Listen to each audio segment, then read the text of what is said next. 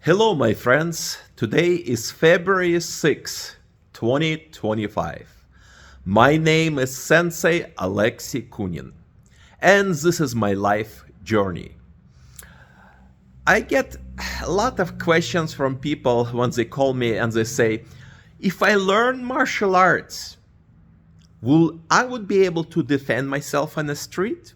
Or if I practice, for example, Jiu-Jitsu, and I'm a weaker person, and I meet somebody who is bigger and stronger, I should be able to defend myself because that's what they advertise.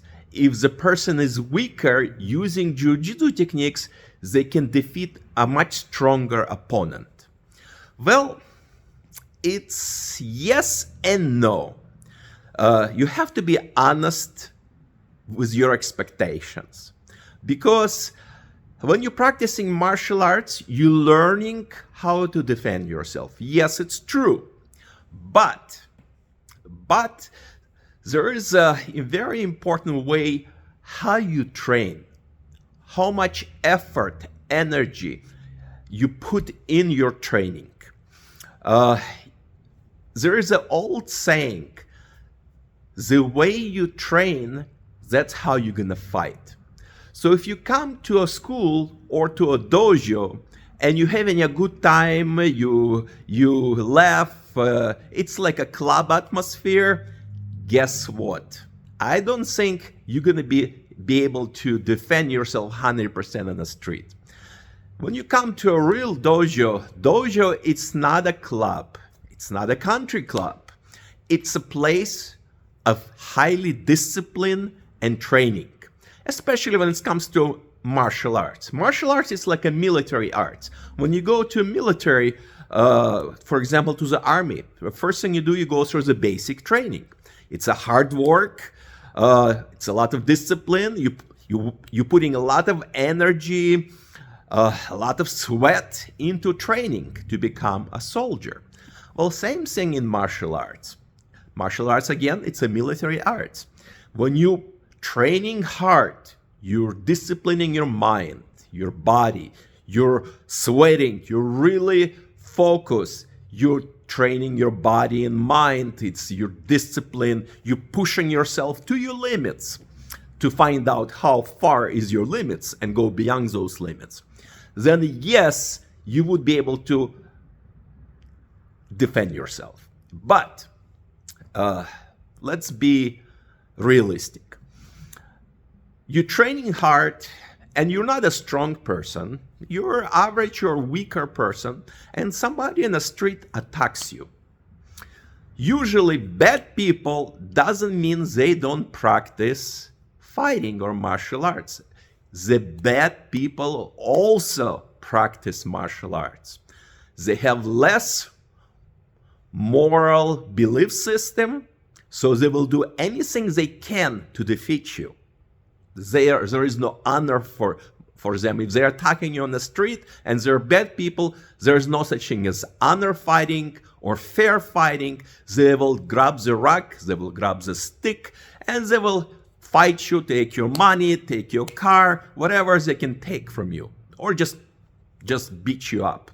So, in reality, yes, when you're practicing techniques, for example, Jiu-Jitsu techniques, they will help you, but they will not help you to be able to defeat your opponent, especially if your opponent is stronger than you. That means when it comes to real training, you have to not just practice techniques, you have to develop your physical strength, you have to develop your balance, coordination, you have to discipline yourself, you have to push yourself, you have to create a different mentality in your mind, pushing through your limits to become a warrior. Once you push yourself, you develop your body, balance, coordination, working with weapons, learn to control the weapons or what to expect when somebody attacks you with a weapon. Train your mind. Mind is a very important part of training. Make your mind strong. Make your spirit strong. That means developing your willpower. yes, after that, you would be able to defend yourself successfully. So again, it's not just, if you're weaker, you have to work harder, much harder physically and mentally to become a warrior. If your opponent is stronger, but you're training hard, mentally, physically, there is a chance that you will survive. But the most important thing, if you're spiritually, physically strong, mentally focused, strong, you have a strong willpower, you will not gonna lose. You will not gonna lose because your spirit is not gonna get broken. So if you're weaker and somebody attacking you stronger in the street, or maybe couple of guys, couple of attackers, 2-3 people attacking you, it's how you train in your dojo, how much discipline you have. Strength helps a lot. So developing physical strength increases your chances of survival. And at the end, it's the technique. You're strong physically, mentally, you have a willpower, and at the end, how good is your skill and technique in Jiu-Jitsu. If your skill is good, you think quickly, you move quickly, your technique is perfect, executing short, quick techniques, you will win the fight. So today's kind of talk was on realism. Martial arts, how do we train if it's real? If it's not real, guess what? It's not gonna save you on the street. So it all comes down at the end, self-discipline, hard training, shaping your body, have a good sensei who will guide you and make you yourself. He will guide you and shape you to become a true warrior.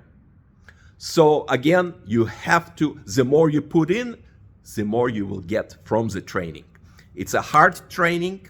Nothing is easy in martial arts. There's many techniques, perfecting those movements, techniques, and your mind. Mind development, discipline is the most important thing as well, not just the body.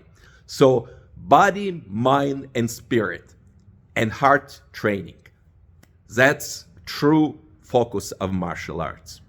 Again, my name is Sensei Alexey Kunin.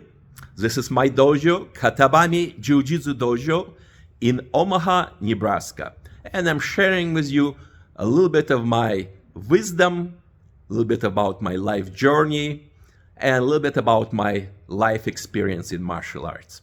Okay, my friends, bye-bye.